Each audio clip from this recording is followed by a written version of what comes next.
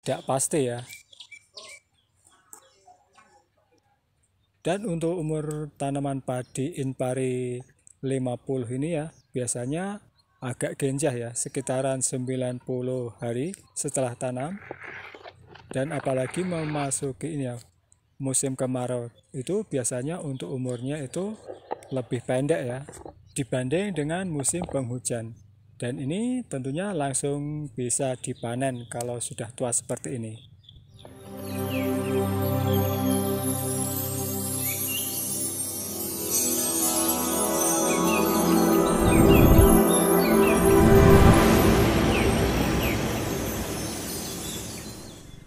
Assalamualaikum warahmatullahi wabarakatuh. Masih bersama saya di Yotani Channel. Oke Sobat Tani, saat ini saya mau mereview tanaman padi kita yang saat ini mau dipanen. Dan di sini kita bisa lihat ini adalah alat erek kalau orang sini bilang ya, atau blower. Namun untuk pembloweran ini ya masih dengan cara manual. Dan biasanya kita itu pakai blower mesin ya dalam pengerekan padinya atau pemisahan gabah dengan jerami. Tapi ini kita pakai cara manual karena ini memasuki musim kemarau ya. Nanti bila pemanenannya ini langsung bisa dibabat. Untuk jeraminya itu dibabat dari sampai pangkal bawah ya. Mepet mepet tanah ya. Biar langsung bersih.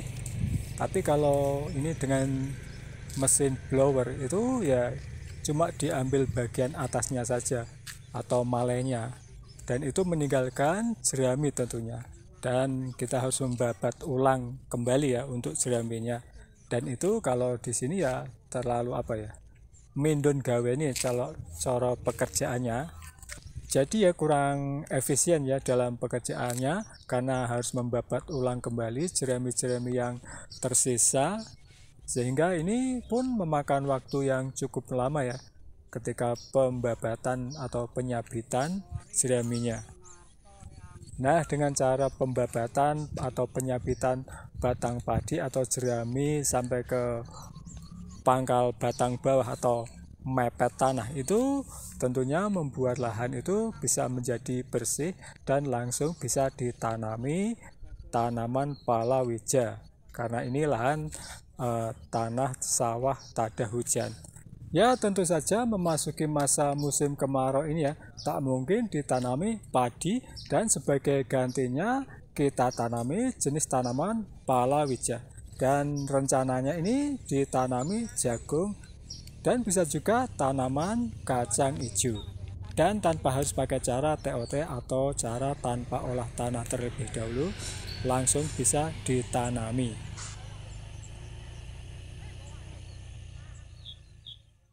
Nah ini untuk bagian yang selatan ini memang belum menguning semua ya, ini ada sebagian yang masih agak hijau, tapi nggak apa-apa, yang penting sudah tua ya dan sudah bisa dipanen. Ya karena kita dalam pemanenannya ini agak terlambat karena memang waktu dulu penanamannya pun agak terlambat juga, sehingga ini ya daripada ini burungnya semakin merajalela kita panen ya. Dan itu sudah ada yang datang mengerit tanaman padi kita ya, karena ini masih pagi sekali dan belum datang semua. Kemudian untuk tanaman padi yang kita tanam ini adalah tanaman padi Inpari 50 Marem ya. Dan ini untuk tanaman padinya memang sebenarnya ya ini untuk malainya itu lumayan panjang-panjang, tapi karena ini untuk tanaman padinya ini kekurangan air sehingga pertumbuhannya agak terganggu ya, kurang maksimal pastinya, karena memang ini waktu kemarin itu mungkin masih terpengaruh ini El Nino, sehingga hujannya pun tidak pasti ya. Dan untuk umur tanaman padi Inpari 50 ini ya biasanya agak genjah ya, sekitaran 90 hari setelah tanam. Dan apalagi memasuki ini ya, musim kemarau itu biasanya untuk umurnya itu lebih pendek ya dibanding dengan musim penghujan. Dan ini tentunya langsung bisa dipanen kalau sudah tua seperti ini. Nah Sobat Tani, ini biasanya ya setelah pemanenan padi ini selesai, untuk lahan tada hujan ini biasanya ditanami tanaman palawija. Dan ini tentunya mempunyai manfaat ya, yaitu bisa mengurangi resiko hama, kemudian meningkatkan kesuburan tanah, dan juga ini mengurangi resiko ini ya erosi tanah, dan ini ya dapat memenuhi kebutuhan pasar tentunya. Kemudian dalam merotasi tanaman padi ke palawija atau hortikultura ya, ini dapat memperbaiki struktur tanah melalui peningkatan nilai MWD atau microwave determi, yaitu penerapan rotasi tanaman secara terus-menerus ya. Ini berpengaruh nyata terhadap perubahan sifat kimia tanah seperti pH, nitrogen total, kemudian fosfat dan juga kalsium ya yang tersedia. Kemudian KPK tanah dan juga ini karbon organik. Nah Sobat Tani, untuk maksud dari kode unsur kimia tersebut kita coba jelaskan sedikit ya. Untuk pH tanah yaitu merupakan untuk mengetahui tingkat keasaman atau kebahasaan suatu benda yang diukur dengan skala pH antara 0 hingga 14. Kemudian untuk N total ini maksudnya yaitu jumlah keseluruhan nitrogen yang tersedia di dalam tanah. Nah, nitrogen ini terdiri atas beberapa variansi yang tergantung pada kondisi lingkungan mikro di dalam tanah. Ya, memang Sobat Tani, kalau kita bisa melihat ya, ini peranannya unsur N ini memang sangat penting ya dalam pertumbuhan tanaman, terutama pada fase vegetatif.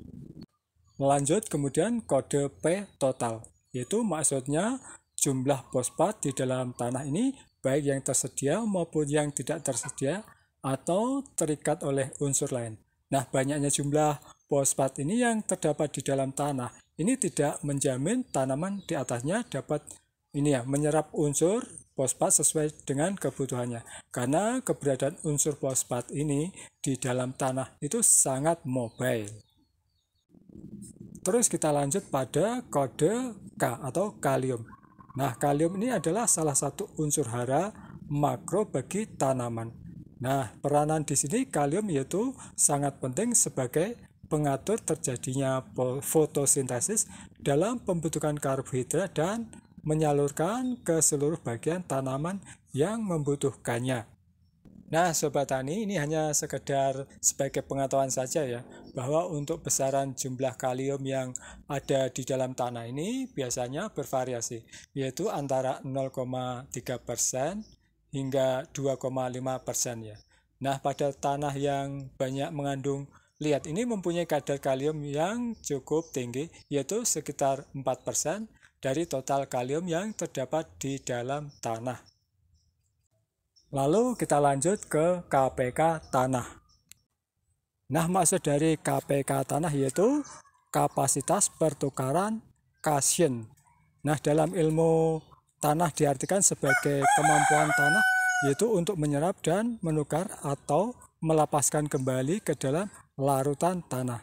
Di mana di dalam tanah ini mempunyai komponen yang mempunyai muatan, yaitu lempung dan bahan organik tanah atau senyawa organik. Dan di sini kita masuk pada kode yang terakhir, yaitu kode C atau karbon. Nah, karbon organik ini di dalam tanah adalah sebagai pengatur jumlah karbon di dalam tanah untuk meningkatkan produktivitas tanaman dan keberlanjutan umur tanaman, karena dapat meningkatkan kesuburan tanah dan penggunaan hara secara efisien. Nah, untuk karbon di dalam tanah ini berada dalam 4 wujud, yaitu wujud mineral, karbonat, unsur padat seperti arang, grafit, dan batu bara. Nah, sebagai wujud humus, ini sebagai sisa-sisa tanaman dan hewan, serta mikroorganisme yang telah mengalami perubahan, namun relatif terhadap pelapukan dan wujud yang terakhir yaitu berupa sisa-sisa tanaman. Nah, begitulah kira-kira ya Sobat Tani obrolan dari saya, dan mungkin kadang itu ngelantur suka kemana-mana. Ya, ini hanya sebagai sekedar pengetahuan saja ya Sobat Tani. Oke Sobat Tani, saya rasa cukup sampai di sini dulu ya untuk review kali ini. Mudah-mudahan apa yang saya tampilkan ini bisa bermanfaat. Dan sebelum saya akhiri, terima kasih sudah menonton video ini. Tetap semangat dan tetap terus berkarya. Wassalamualaikum warahmatullahi wabarakatuh.